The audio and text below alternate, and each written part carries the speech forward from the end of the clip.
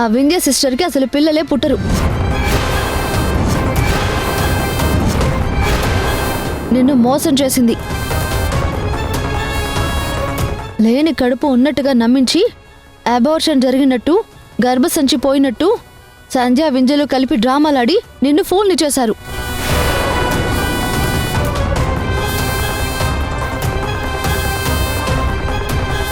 ఇదే నిజం. కావాలంటే హాస్పిటల్ నుంచి తెచ్చిన ఈ రిపోర్ట్స్ నువ్వే చూడు. దానికి దీనికి ఏం సంబంధమే లేదు. నీకు నమ్మకం లేకపోతే హాస్పిటల్కి వెళ్ళి కనుక్కో. తనకి ఎప్పుడో గర్భసంచి సమస్య వచ్చింది. లేని కడుపు ఉన్నట్టుగా నమ్మించి నీ చేత శ్రీమంతం కూడా జరిపించుకుని షాపింగ్లు కూడా చేయించుకుంది. చివరికి లేని కడుపు పోయిందని ఇద్దరూ కలిసి డ్రామాలాడారు. ఎరా, మౌనిక చెప్తుంది నిజమేనా? నీ భార్య సంధ్య ఇద్దరూ కలిసి నన్ను మోసం చేశారా? ఏంట్రా ఇది? అమ్మా, ఏదో జరిగి ఉంటుందమ్మా. ఈ మౌనిక మాటలు నమ్మొద్దమ్మా. మౌనిక మనకు తెలియకుండా చాలా చేసింది. సంధ్యా వింధ్యల మధ్య సమస్యలు రావడానికి కారణం మౌనికే. అసలు మౌనిక నన్ను... రే, ఇంకొక్క మాట మాట్లాడావంటే నువ్వు నా కొడుకువని కూడా చూడను. చంప పగలు కొడతాను.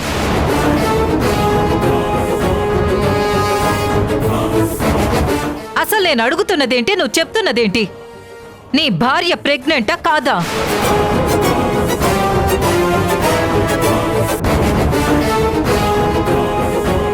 ఏంటి బావా, ఇక్కడి దాకా వచ్చాక కూడా ఎందుకు దాస్తున్నావు? అత్తయ్య ఎంత బాధపడుతున్నారో చూడు. ఇప్పటికైనా నిజం చెప్పు బావా. రేయ్, ఏంట్రా ఇది? ఉన్న సమస్యలు చాలనట్టు కొత్త కొత్త సమస్యలు తీసుకొస్తారు. ఇన్నాళ్ళు వింధ్య ప్రెగ్నెంట్ అనుకున్నాం. ఇది అబద్ధమా? వింధ్య ప్రెగ్నెన్సీ పోయిందనుకున్నాం. కానీ లేని కడుపు ఉందని చెప్పి, అది పోయిందని చెప్పి మమ్మల్ని మోసం చేస్తున్నారా? చెప్పరా, తను చెప్పేది నిజమా అబద్ధమా? బాబా, హాస్పిటల్లో జరిగిన ట్రీట్మెంట్ ఏంటి? డాక్టర్ మనతో చెప్పిందేంటి? నువ్వు చెప్పకపోతే అత్తయ్య వాళ్ళని అదే హాస్పిటల్కి తీసుకువెళ్ళి ప్రూవ్ కూడా చేస్తాను. చెప్పు బావా, వింధ్య ప్రెగ్నెంటా కాదా? వింధ్య గర్భసంచికి ముందు నుంచే ప్రాబ్లం ఉందా, లేకపోతే ప్రాబ్లం ఇప్పుడు వచ్చిందా? అడుగుతుంది నిన్నే రాజేష్, చెప్పు.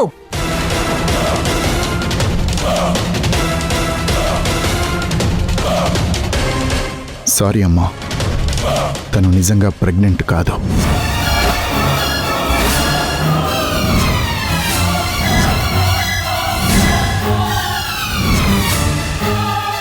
అసలు తనకి పిల్లలే పుట్టరు.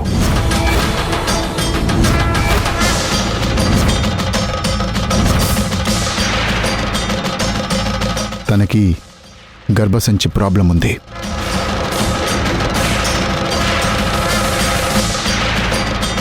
కానీ తను ప్రెగ్నెంట్ అనుకుని పొరపాటు పడింది. అది కూడా ఈ మౌనిక వల్లే పొరబడింది.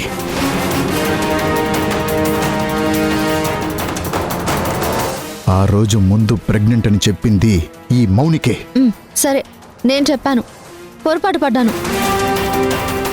కానీ తను ప్రెగ్నెంటే కాదని వింధ్య సిస్టర్కి తెలిసిన తర్వాత అయినా తను నిజం చెప్పిందా? అత్తయ్యని మోసం చేసిందా లేదా? నేను అప్పటికీ చెప్పాలని ప్రయత్నం చేశాను, కానీ వాళ్ళు నా గొంతు నొక్కేశారు. నేను వింధ్య సిస్టర్ నిజంగానే ప్రెగ్నెంట్ అనుకున్నాను. అందుకే శ్రీమంతం కూడా చేయించుకుంటుందేమో అనుకున్నాను. నిజంగానే అబార్షన్ జరిగిందనుకున్నాను, కానీ అసలు ఇదంతా అబద్ధం. నీ కోడలు నిన్ను మోసం చేస్తుంది. నీ కోడలు అసలు నీకెప్పుడు నిజమే చెప్పలేదత్తా. రే, ఎక్కడుందిరా వింధ్య?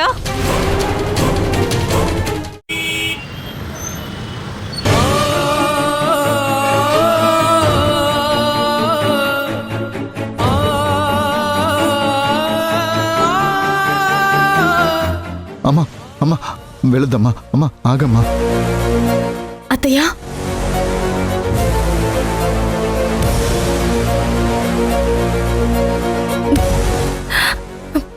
సారీ అత్తయ్య,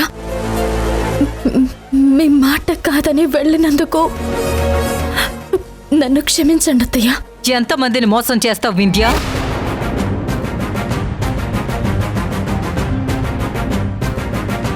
మోసం ఏంటత్తయ్య? మోసమేంటా మహాతల్లి? నువ్వు సంధ్య కలిసి హాస్పిటల్లో ఆడిన డ్రామా మొత్తం తెలిసిపోయింది.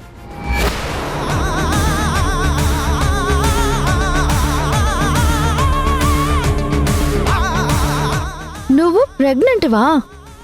నీకు అబోర్షన్ అయిందా? నీకు పిల్లలు పుట్టరా? అసలు నువ్వు ప్రెగ్నెంట్ కాకుండానే శ్రీమంతం చేపించుకుని మమ్మల్ని అందరినీ ఫూల్స్ని చేసావు కదూ. అత్తయ్యని మోసం చేసావు కదూ.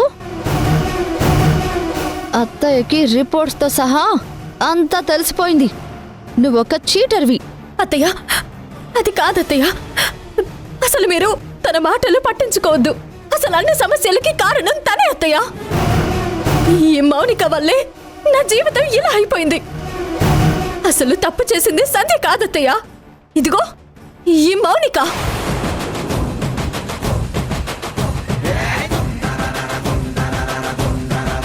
ఈ మౌనిక పెళ్లికి ముందే మా ఆయన్ని ప్రేమించింది, ఆయన్ని పెళ్లి చేసుకోవాలనుకుంది. తను ఇక్కడికి వచ్చింది కూడా మా కాపురంలో చిచ్చు పెట్టడానికే. కావాలంటే తన గదిలో ఉన్న ఫోటోలు, ఆధారాలు అన్ని మీకు చూపిస్తాను. మీరు రండి అత్తయ్య. ఇంకా చాలు.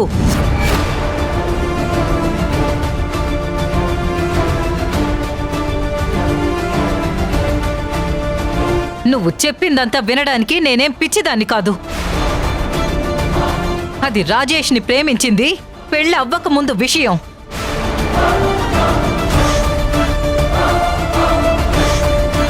తను నేను రమ్మంటేనే ఈ ఇంటికి వచ్చింది.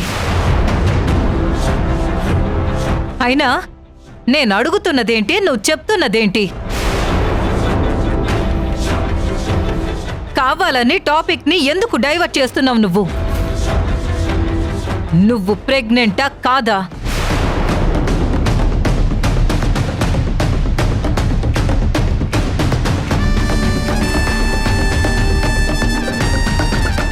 హాస్పిటల్లో నీకు అబార్షన్ జరిగిందన్నది నిజమా అబద్ధమా?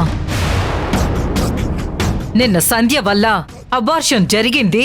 సంధ్య వల్లే నీకు గర్భసంచి ప్రాబ్లం వచ్చింది.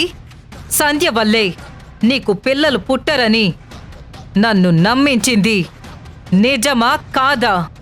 అత్తయ్య, అది అడిగిన దానికి మాత్రమే సమాధానం చెప్పు. నిన్న హాస్పిటల్లో నీకు నిజంగా అబార్షన్ జరిగితే బిల్లు నార్మల్గా ఎందుకు ఇచ్చారు? అరే, ఒక ఇంజెక్షన్ బిల్లు కూడా వేయకుండా నార్మల్ బిల్ ఎందుకు ఇచ్చారు? ఇదంతా నువ్వు ఆ సంధ్య కలిసి ఆడుతున్న నాటకం, అవునా కాదా? అది కాదత్తయ్య. కానీ నేను ఈ విషయం మీకు ముందు చెప్పాలనుకున్నాను. చెప్పొద్దు.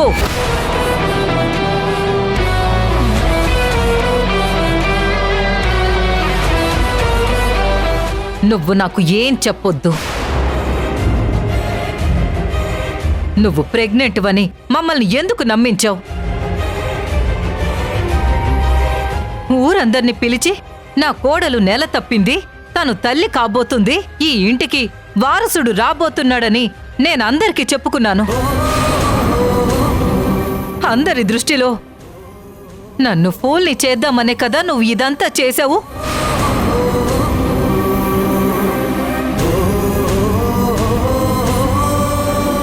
అసలు నీకు పిల్లలు పుట్టారని తెలిసిన తర్వాత కూడా మమ్మల్ని ఎందుకు చీట్ చేశావు? మా ఇంటికి మరో వారసుడు రాడు కదూ.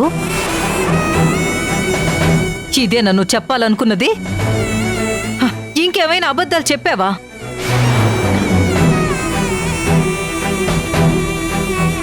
మోసం చేసి నన్ను, నా కొడుకుని, నా కుటుంబాన్ని నమ్మిస్తున్నావా? అమ్మా ప్లీజ్ అమ్మా, నువ్వు తొందరపడొద్దమ్మా.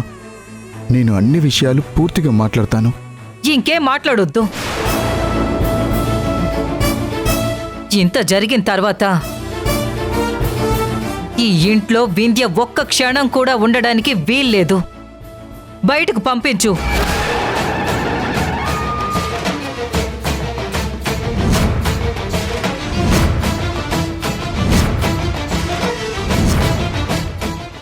అత్తయ్య, మీరు ఆవేశంలో ఉన్నారు. అసలు ఏం జరిగిందో మీకు తెలీదు. నాకొక్క 10 నిమిషాలు టైం ఇవ్వండి. ఏం జరిగిందో నేను వివరంగా మీకు చెప్తా. 10 నిమిషాలు కాదు కదా, 10 సెకండ్లు కూడా నేను నీతో మాట్లాడను. వెళ్ళు, బయటకు వెళ్ళు.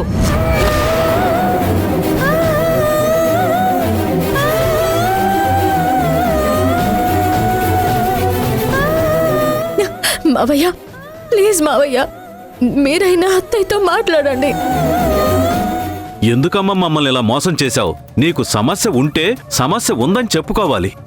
నీకు పుట్టబోయే బిడ్డ కోసం ఉయ్యాల కొని పేరు సెలెక్ట్ చేసి ఆడపిల్లో మగపిల్లాడో తెలియకుండానే షాపింగ్ చేసి మీ అత్తయ్య ఎన్ని చేసిందమ్మా? నిన్ను నమ్మడం, నీ మీద ప్రేమ చూపించడం మీ అత్తయ్య చేసిన తప్ప? ఇన్ని రోజులు నిన్ను ఇంటి కోడలిగా ఎప్పుడైనా చూసిందా? ఒక కన్న కూతుర్లా చూసుకున్న మీ అత్తయ్యని, నన్ను, మా అందర్నీ మోసం చేస్తావా?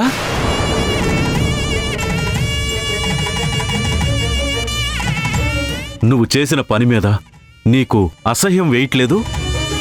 ప్లీజ్ మావయ్య, మీరు నన్ను నమ్మండి. నేను అసలు మీకు చాలా విషయాలు చెప్పాలి. వీటన్నిటికీ కారణం నేను కాదు, ఇదిగో ఈ మౌనిక. నన్ను అర్థం చేసుకోండి. రాజేష్, తననిక్కడి నుండి బయటకు పంపిస్తావా? లేదంటే ఇప్పుడే ఇక్కడే నా ఒంటి మీద పెట్రోల్ పోసుకుని నిప్పంటించుకుని చచ్చిపోమ్మంటావా?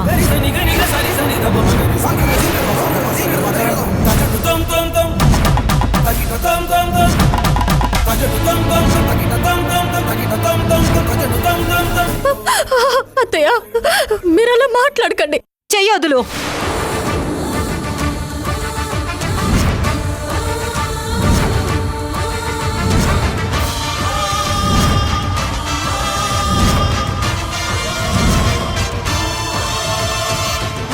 నువ్వు నన్ను టచ్ చేస్తుంటే నాకు కంపరంగా ఉంది. అసలు నువ్వు నన్ను అత్తయ్య అని పిలుస్తుంటే నేను తట్టుకోలేకపోతున్నాను. నువ్వు నా ఇంటి కోడలివి కాదు. నేను బతికుండాలనుకుంటే నువ్వు ఇప్పుడే ఈ ఇంట్లో నుంచి, ఈ క్షణమే ఇక్కడి నుంచి వెళ్ళిపో.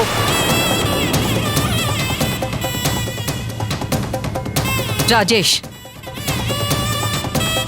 వింధ్యని పంపిస్తావా లేక నా శవాన్ని చూస్తావా?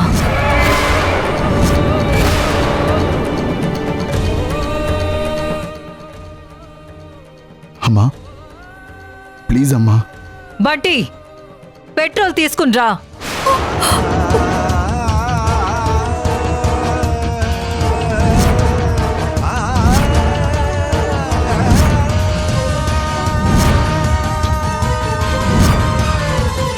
అమ్మా, తొందరపడొద్దమ్మా, నా మాట వినమ్మా. ఒరే రాజేష్, నీకు దండం పెడతాన్రా, ముందు వింజర్ ఇక్కడి నుంచి పంపించేసే. లేకపోతే మీ అమ్మ అన్నంత పని చేస్తుందిరా.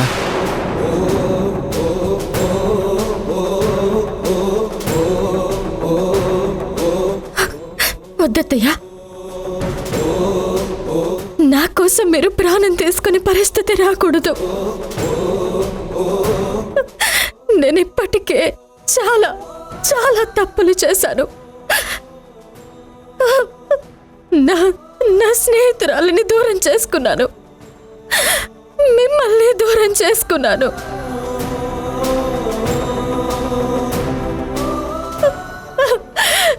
నా జాతకమే ఇంత, నా జీవితమే ఇంత. నేనందరికీ భారం అయిపోయాను.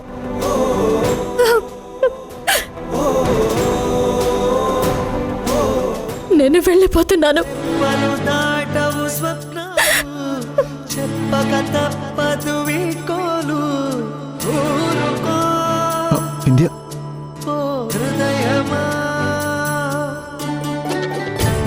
నిజం నిష్ఠూరమా తెలిస్తే కష్టమా కన్నీటికి చెప్పవే ప్రేమ ఫలిస్తే పాపమా కలిస్తే కోపమా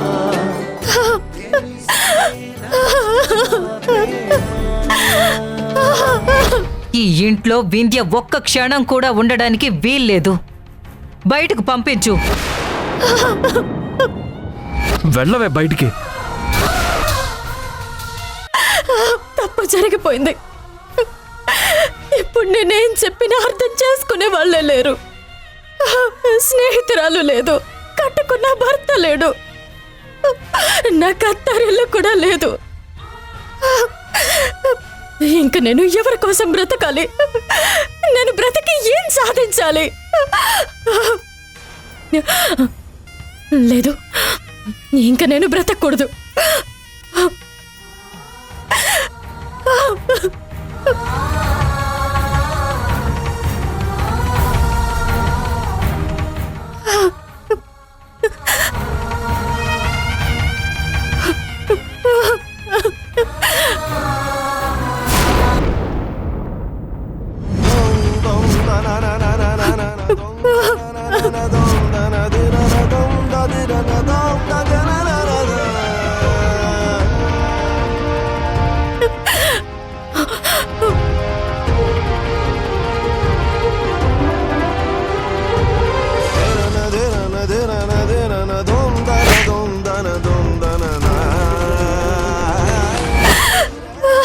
భగవంతుడా, ఆవేశంతో చేతులా నా జీవితాన్ని నేనే నాశనం చేసుకున్నాను. నా సంధ్యని అనరాని మాటలు అన్నాను. మంచేంటో చెడేంటో తెలుసుకోకుండా తన పైన నిందలు వేశాను. నా భర్తతో తప్పుడు సంబంధం అంటగట్టి సంధ్యని నేను ఏడిపించాను. మా అత్తగారు వాళ్లే కాదు, నన్ను ఎవరు కూడా క్షమించరు. ఇక చాలు. వచ్చే జన్మలో అయినా నేను చేసిన తప్పులు, నేను వేసిన నిందలు ప్రాయశ్చిత్తం చేసుకోవడానికి, మా అత్తగారి రుణం తీర్చుకోవడానికి నాకు అవకాశం కల్పించు తండ్రి. సారీ సంధ్య, నాకిక జీవితం మీద విరక్తి కలిగింది. నాకింక మీరెవ్వరూ లేరు. ఇంక నేను బ్రతికి ఏం సాధించాలి?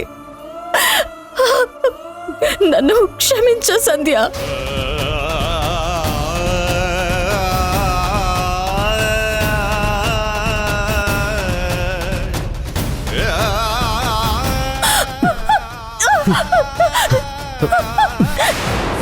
వింధ్య, ఏం చేస్తున్నావు? శ్రీకర్ గారు, మీరేంటి ఇక్కడ? నన్ను వదిలేయండి. నా బ్రతుకంతా శూన్యమైపోయింది. నేను ఇప్పుడు బ్రతుకున్న శవంతో సమానం. నేను దూకేస్తాను. నన్ను వదిలేయండి. వింధ్య, నీకన్నా పిచ్చి పట్టిందా? ఏం చేస్తున్నావు అర్థం అవుతుందా? ఎన్నో పాపాలు చేశావు, ఎంతో మందిని బాధ పెట్టావు. నువ్వు సింపుల్ గా చచ్చిపోతే నువ్వు చేసిన పాపాలు పోతాయా? ఏంటి అలా చూస్తున్నావు? నీ మటుకు నువ్వు ఇక్కడి నుంచి దూకి చచ్చిపోతావు. అంత మాత్రాన సమస్యలు సాల్వ్ అయిపోతాయా? నన్ను, నా సంధ్యని, నా కుటుంబాన్ని చిత్రహింసలు పెట్టావు. అంత ఈజీగా నిన్ను చావనిస్తానా? నువ్వురా. శ్రీకర్ గారు,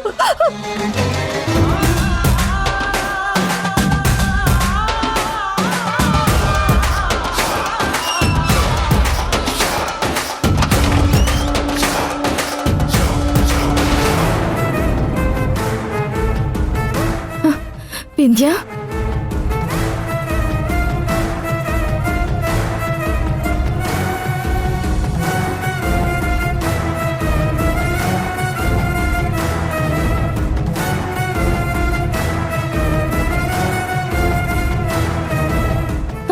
వింధ్య,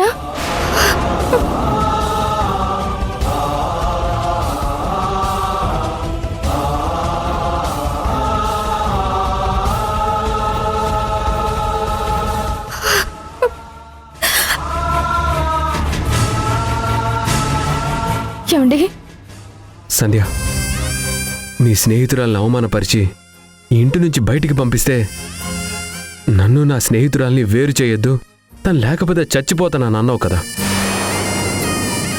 ఇప్పుడు నిజంగానే నీ స్నేహితురాలికి జీవితం మీద విరక్తి పుట్టి చావడానికి వెళ్ళింది.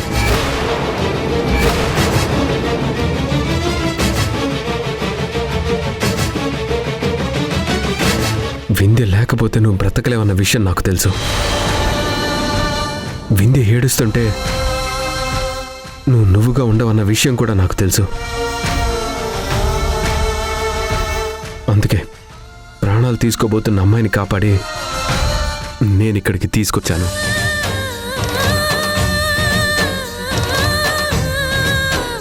ఏం చెప్పుకుంటావో చెప్పుకో. శ్రీకరం, నీకేమన్నా పిచ్చి పట్టిందా? ఎవరెట్టిపోతే మనకెందుకురా? నువ్వెందుకు అమ్మాయిని తీసుకొచ్చావు?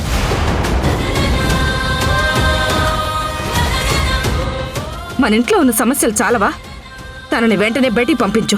అమ్మా, ఇది ఇద్దరు స్నేహితులకి సంబంధించిన సమస్య, వాళ్ళ జీవితాలకి సంబంధించిన విషయం. మనం మధ్యలో కల్పించుకోవాల్సిన విషయం కాదు. దయచేసి నువ్వు లోపలికి వెళ్ళమ్మా.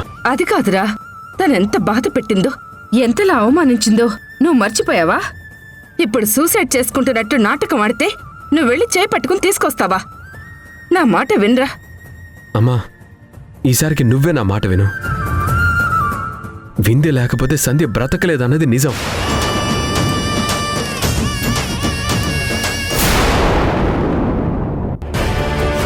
ఇలాంటి క్రిమినల్ పనులు చేసిన అమ్మాయిని ఈ ఇంటి కోడలుగా నేనెలా ఉంచుకోవాలి? ఇప్పుడు చెప్తున్నాను, వింధ్య ఎప్పటికీ ఈ ఇంటి కోడలు కాదు, కానివ్వను. నీ చేత వింధ్యకు విడాకులు ఇప్పించి నేను ఇంకొక కోడల్ని తెచ్చుకుంటాను, కానీ వింధ్యను మాత్రం ఈ ఇంట్లోకి అడుగు పెట్టనివ్వను. నా అత్తారింట్లో నా స్థానం నిలబెట్టు నువ్వు.